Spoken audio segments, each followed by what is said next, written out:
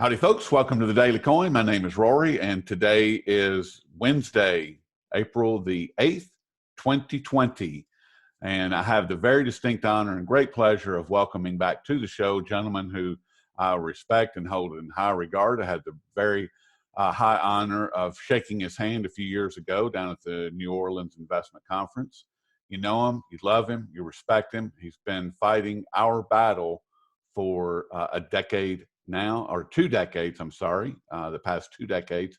He and his buddy, Bill Murphy, started the GATA organization, and it's my very high honor to welcome back Mr. Chris Powell.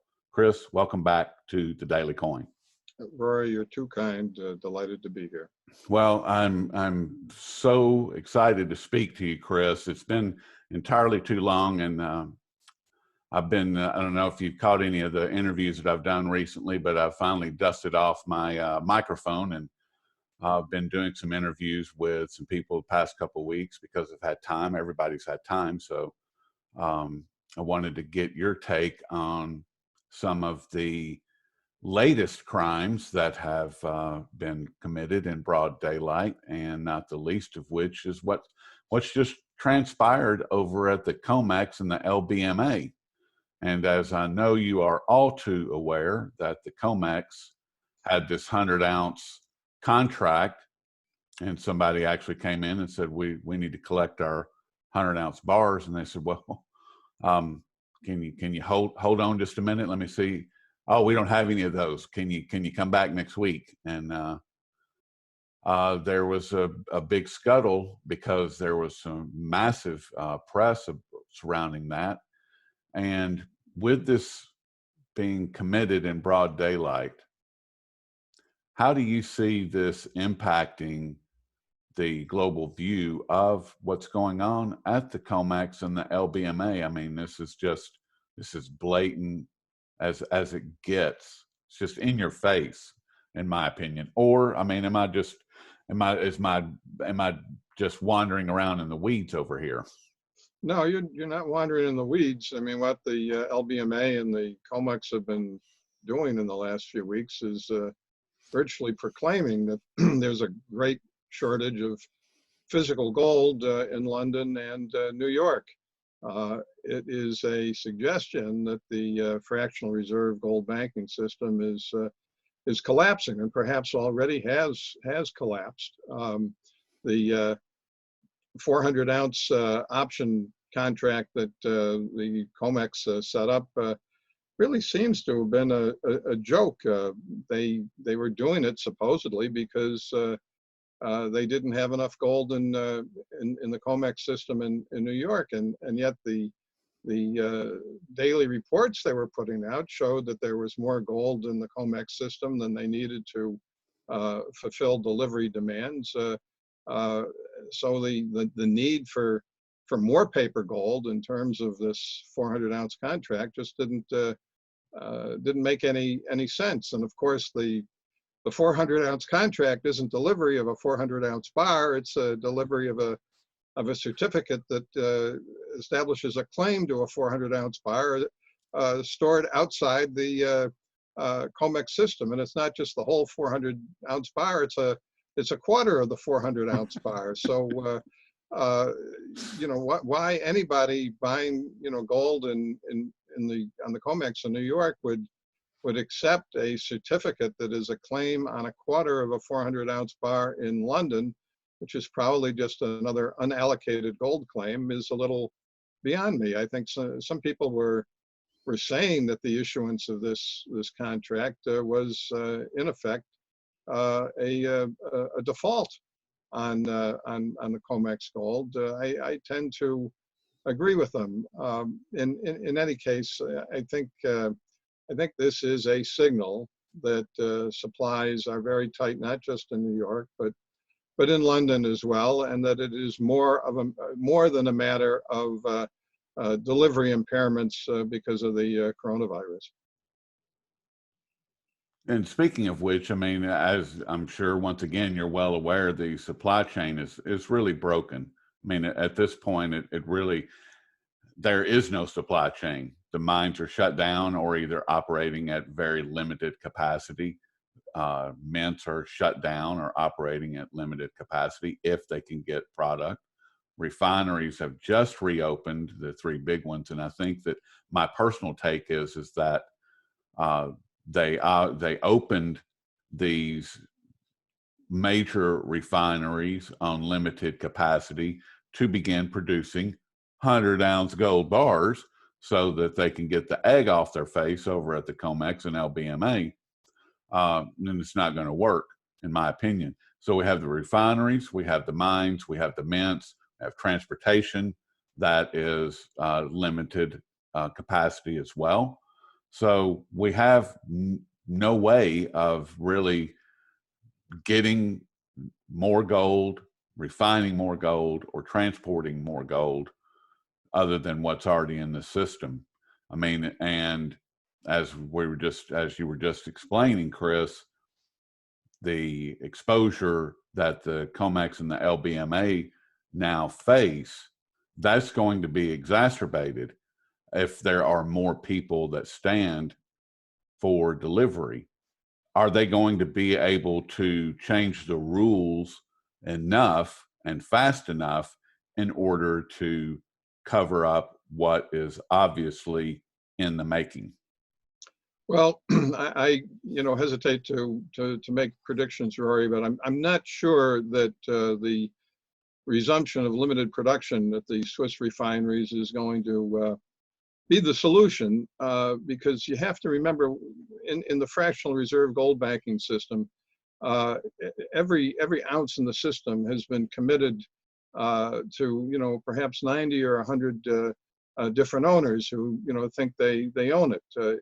An increase in the gold refining at this point may not keep up with the delivery demands. If the system is really so intrinsically short, you could add a substantial amount of production and not keep up with the demands of delivery if people are beginning to realize that the system cannot deliver. Now, I don't know what investors are going to do, but I do know that the recent rise in the gold price long preceded the coronavirus's appearance in January. The gold price started going up steadily last May or June. It had established a good upward trend, really 6 months before the coronavirus came around and panicked everybody.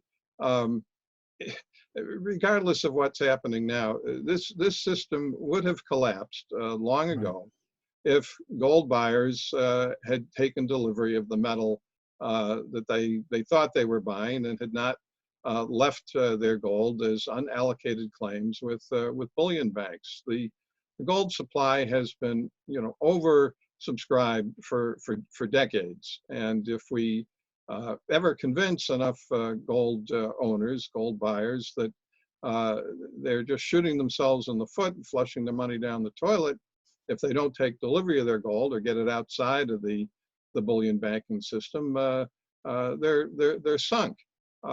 Physical possession, taking physical possession is crucial here. We may be now in a time similar to the last days of the London gold pool in early 1968, where the central banks that were suppressing the price by disgorging from their reserves began to run out of the critical base of gold that they thought they needed in their reserves, and eventually, as they saw that their stocks were being drained and had only a few months left at the current levels of offtake, they shut down the London gold pool.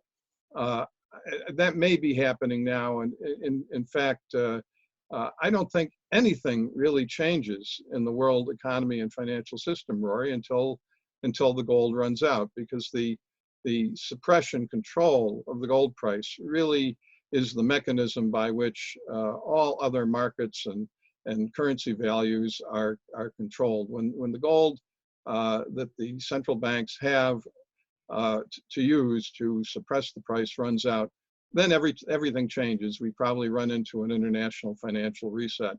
I think all values in the end are taken out of the gold price. The gold price is the basic measure of all financial instruments in the world. And until the rigging of the gold market ends, the central banks can rig all the markets, which they're doing right now. If you have the power to issue infinite amounts of money and to dispense it surreptitiously or secretly, you can control every market in the world, and there are indeed no markets. I think we're just waiting for that day when the gold price breaks free, because gold owners have taken it out of the banking system, have refused to accept unallocated gold, and that's when the world changes and becomes a lot more democratic. Do you think that, there was that piece that Koos Jensen, he's going by his actual name of Jan, I can't pronounce his last name. Nieuwenhuis. Nieuwenhuis, thank you. And it's been the company he works for now is Voima Gold. Yes, in Finland. And in Finland. And he wrote that piece just a few days ago stating that central banks around the world needed higher gold prices in order for the system to kind of move forward from where it's at with all this debt saturation. I mean, and if we're still under the oppressive thumb of the LBMA and COMEX, I mean, is that possible? I mean, how do we get to these higher prices that are needed by the central banks if the same people that created the problem are attempting to fix the problem? Well, there's a couple points here. First, all central banks are not on the same page anymore. There's a very clear split in the ranks of central banks. Central banks for some years now have been net buyers of gold. They used to be net sellers of gold or leasers of gold. Now, many of them have been buying gold, I think, in anticipation of a change in the financial system. It appears that the United States and perhaps Great Britain now are the main players on the suppression side. So central banks are not the unified front on gold that they used to be.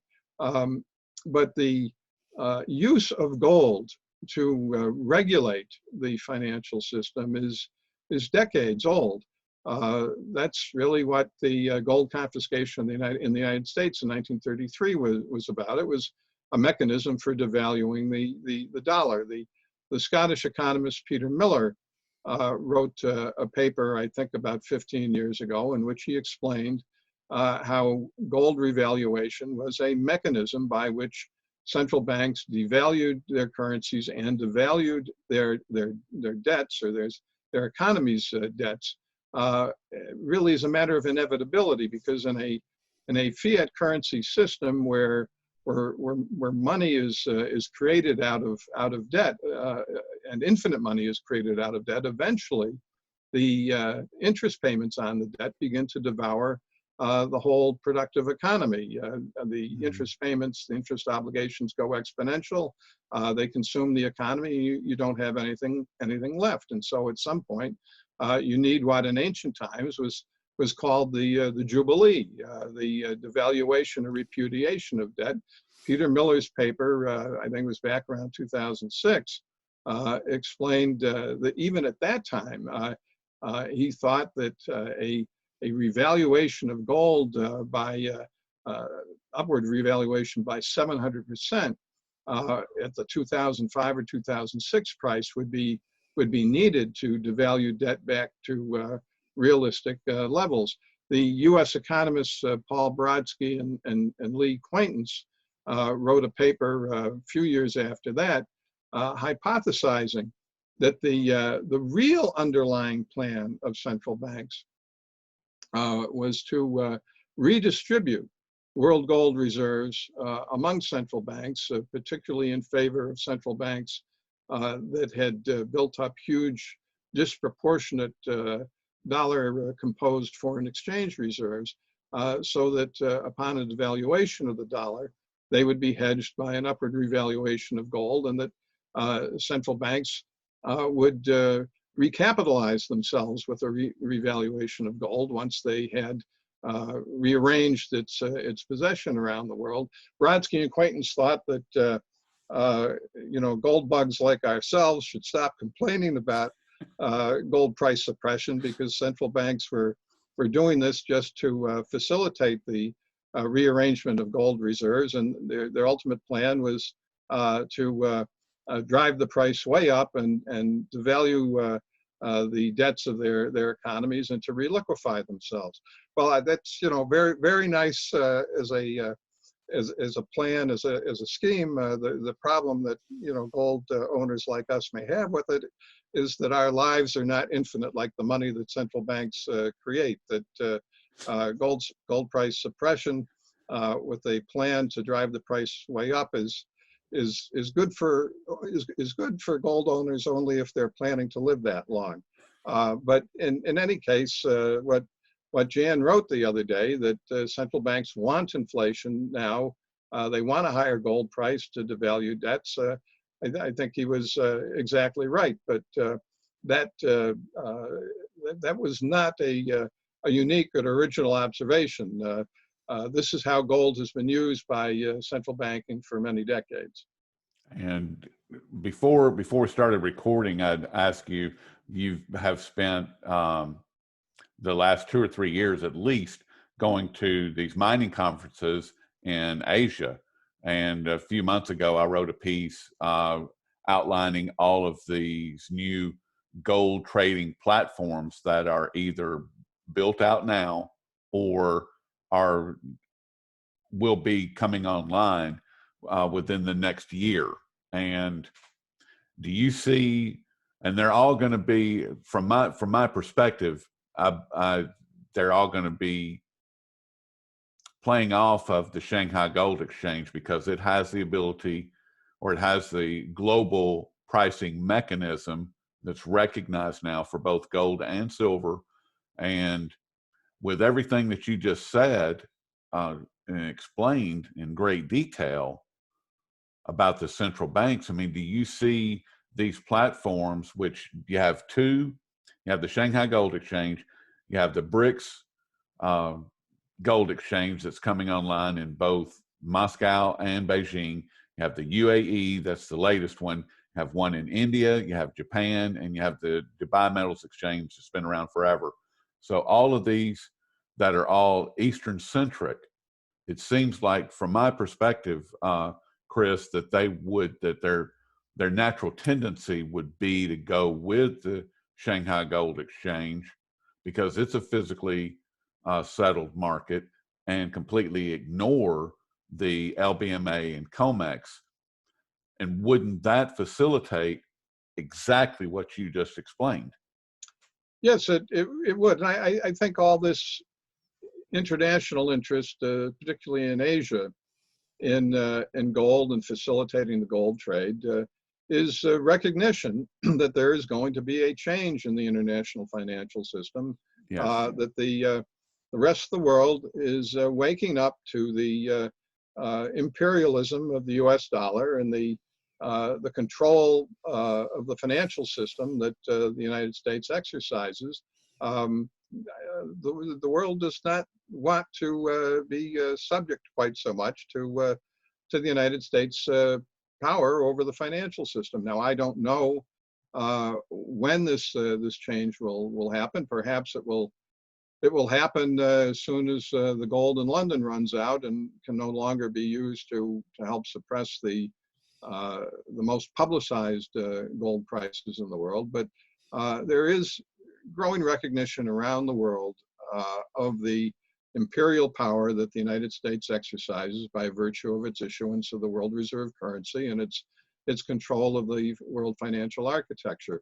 When will the rest of the world be ready to return to gold as the primary world reserve currency? I don't know. They don't share that stuff with me or my pals and God. All we can do is examine the clues that we can unearth. But no other currency is capable, I think, of of challenging the dollar as a reserve currency. But gold was a perfectly good world reserve currency at one point. It has no individual nation state sponsor. It is something that everybody can use and can gain access to. It is a neutral potential reserve currency, and that's its attractiveness to the rest of the world. I don't think other countries want to be dominated by China any more than they want to be dominated by the United States, and I don't think they want to be dominated by Russia or by Europe. But gold is a potential neutral world reserve currency. I think it's something that everybody could agree upon and use to preserve national sovereignty with. And this is completely different, and this is you may not know anything about it.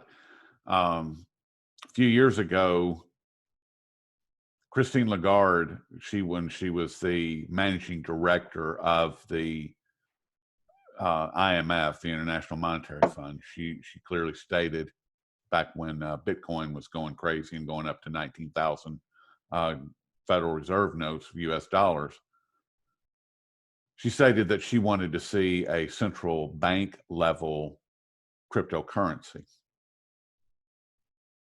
With this current situation, and you know as well as I do that all of this that's going on with the Treasury and the Federal Reserve and them talking about the Exchange Stabilization Fund sponsoring some bailout, it's ridiculous the amount of fiat currency that they are currently printing. Christine Lagarde said that she wanted to see the central bank level cryptocurrency working by 2021. In your opinion, just pure speculation, Chris, on your part,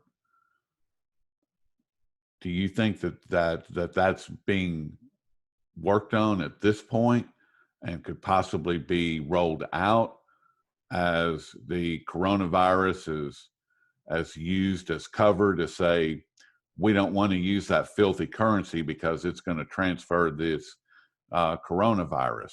And do you see that as a possibility, or is it not? I mean, anybody can go out there and look it up. Christine Lagarde said this, and she was very adamant about it. She actually was pounding a desk saying it. So it's 2021 is just around the corner. It's only 8 months away.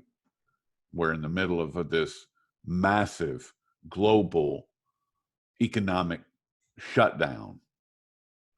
That seems to be perfect cover to make a change of this type and to introduce something as draconian as a digital currency.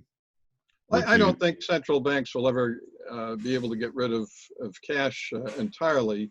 But central banks and people close to them have been admitting for some time now that they're studying the potential official issuance of cryptocurrency. I don't really think much of it, Rory, because as a practical matter, the credit card system and the electronic transfers that we have now I think they're essentially cryptocurrencies anyway. I don't understand how a cryptocurrency is going to make my life any easier. If I want to buy something over the internet, I use my credit card, which is effectively a cryptocurrency. It's an electronic currency anyway. Certainly, cryptocurrencies issued by governments and central banks will provide a mechanism for increasing the money supply. Not that they don't already have plenty of mechanisms for increasing the money supply. But look, you were just mentioning the world money supply in the last few weeks has been multiplied many times, and ridiculous amounts. that hasn't been done by the printing of cash. It's been done through the issuance of electronic credits and the in the banking system. We're very openly now in the era of the policy of modern monetary theory. This practice of infinite electronic money requires infinite commodity price suppression, because once the infinite money starts showing up in consumer price indexes, and people begin to realize that the currency's been devalued, well, then you get into a Weimar Germany type episode, and there's a rush out of financial assets and into real assets. This is the point that I've been trying to make for some time, that infinite money requires infinite commodity price suppression, and they can do that in the futures markets as long as people accept these certificates of claims on unallocated physical assets. But when that breaks down, as I think it's breaking down now, Yes. with gold and silver, then infinite money in modern monetary theory becomes hyperinflation. That's really why they hate gold and silver, unless they can use it to beat their enemies with, is because it's their restraints on the money issuance powers of government. So I'm not really worried about cryptocurrencies.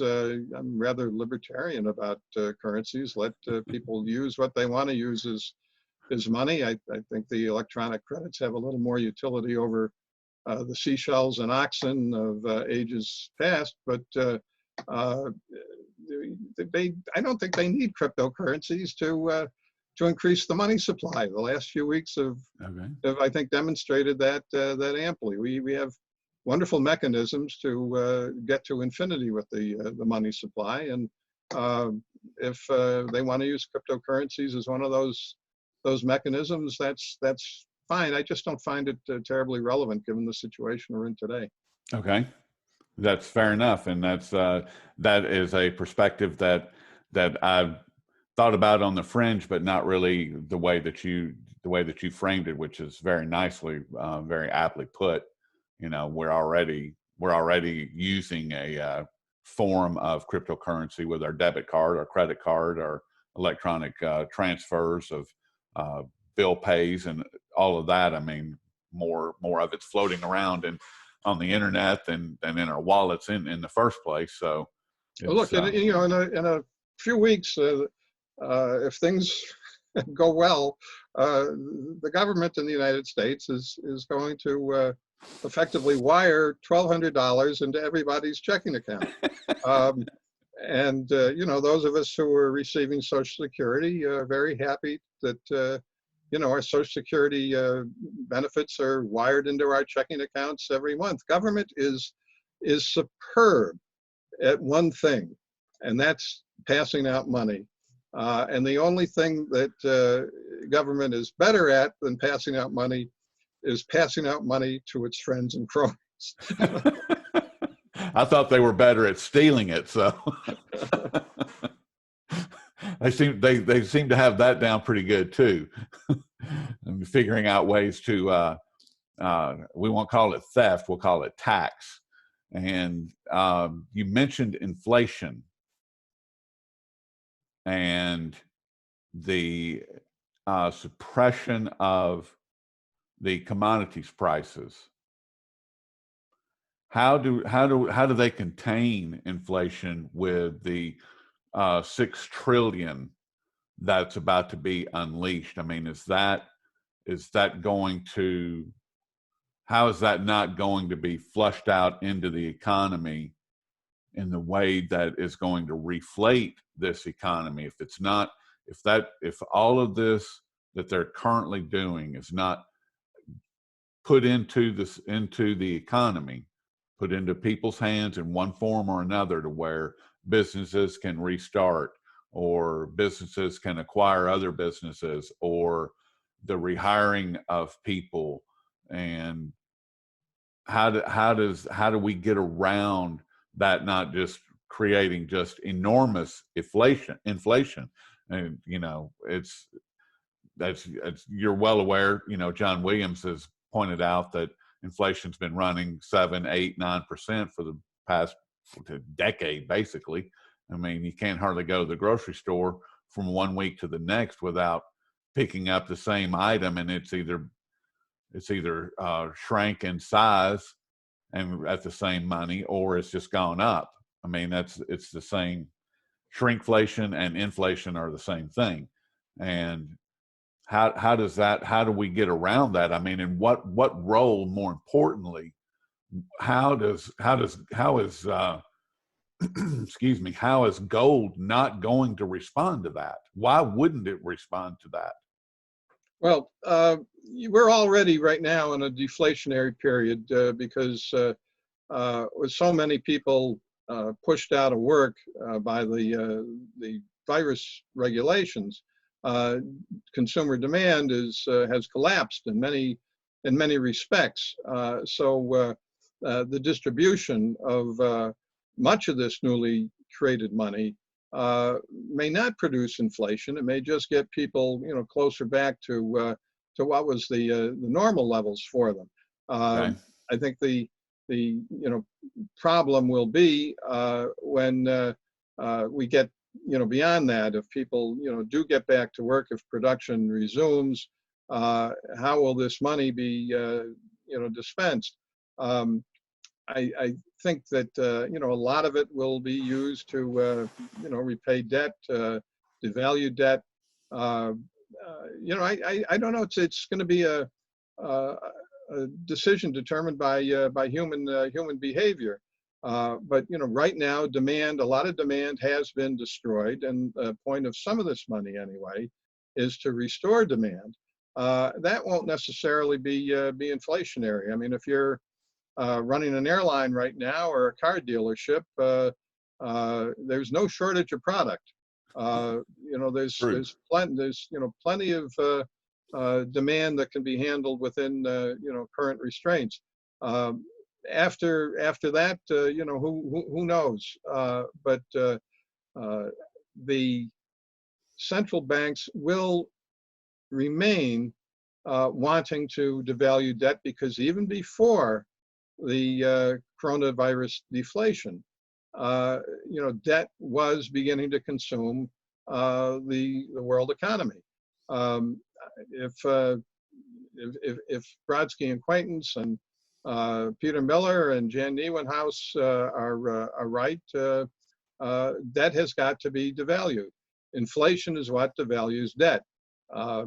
Central banks, I think, are going to make sure that we have some inflation, and at what point they have to let gold go, I don't know. Their hand may be forced with gold just by consumer behavior right now, by investor behavior. If investors are beginning to get wise to the fractional reserve gold banking system and taking real metal out of the system, they will force the hands of central banks, and central banks may get their inflation a little bit earlier than they were looking for it. It sure seems like there's a whole new interest in gold and silver going on out there, and in particular gold, not only around the world, but finally here in the United States. It seems like that there are people that are waking up to the importance of gold and the fact that gold does play a part in our monetary and financial system, whether they were aware of it before or not. It seems like that realization is beginning to come home. I certainly hope that it is. I hope that I'm not. Well, listen, gold always has been the secret knowledge of the financial universe. It is Exactly. the measure of everything else, and all prices really are keyed off the gold price. And this is not an observation original with me. It goes back many years. I like to direct people to the transcript of the meeting that was held in Secretary of State Henry Kissinger's office at the State Department in April 1974. Conversation he was having with a Deputy Undersecretary of State, I think a Deputy Assistant Undersecretary of State. That bureaucracy is very involved there. Thomas O. Enders, who was from my state, Connecticut. And Enders was explaining to Kissinger the critical nature of the gold price. Enders told Kissinger that whoever has the most gold can revalue it from time to time, and in revaluing it can change all currency and monetary values throughout the world. Enders was telling Kissinger that the gold price is the key to all other valuations. Now, back then in April '74, the Europeans were getting closer together in their monetary policies. There was no European Union yet, but the European community was operating. And Enders explained to Kissinger that we, the United States, have to prevent the Europeans from reintroducing gold to the financial system, because the Europeans at that point collectively already had more gold than the United States did. And that if the Europeans reintroduce gold to the world financial system, their next step could be to revalue it in their interest from time to time. And in doing so, they would erode the value of the dollar, they would erode the power of the United States, and they would increase their own power, because they could control all financial valuations by adjusting the gold price. That's why the United States had to continue to keep pushing gold out of the financial system in favor of the dollar. Now, that transcript of that conversation, that elucidation of US government policy to control the gold price and keep it out of the financial system is posted on GATA's internet site, and to the best of my knowledge, it remains on the internet site of the historian of the State Department. That is first a wonderful explanation, an admission of United States gold price suppression policy, but also it is a wonderful explanation of gold's centrality to the world financial system. Whoever controls the gold price sets all other economic values in the world, controls the value of all capital, labor, goods, and services in the world. And there's really not much else. Wow. That really, that says it all right there. I mean, that explains the COMEX, LBMA. It explains their relationship. It explains what's going on. It explains why they change the rules as quickly as they do. As soon as you know the mole pops up, they get their whack-a-mole hammer out and smash it back down.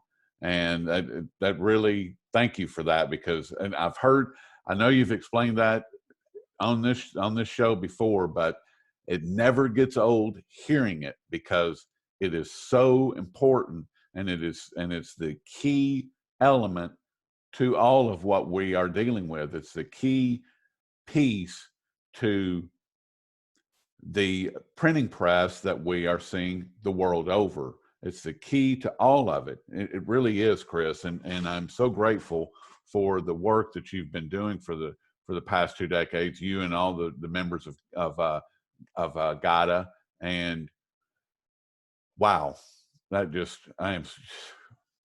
you very much. I really appreciate all that you do for us, because you're very kind. You do a great service for humanity, and well, we have lots of help.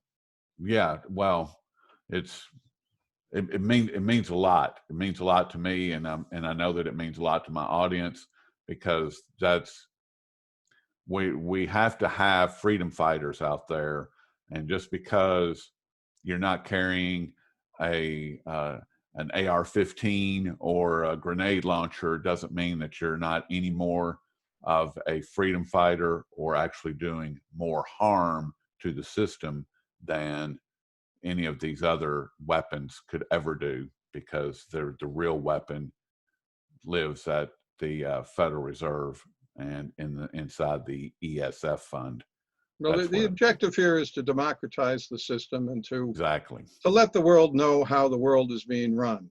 And if the world becomes aware that gold is the secret knowledge of the financial universe, and is the mechanism by which a small minority is controlling the world, perhaps the world will try to escape that totalitarianism and move to a more democratic system. We can only hope. That is my hope for the world, that we can move in that direction.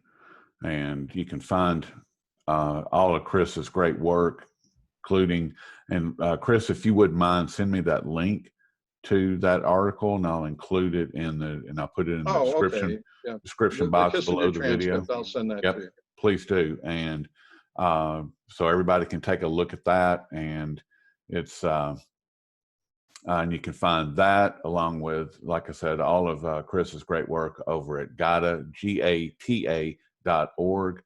And it's a real pleasure speaking with you, Chris. And I look forward to speaking with you again in the not too distant future. Oh, thank you very much, Roy. Have a good afternoon. You too.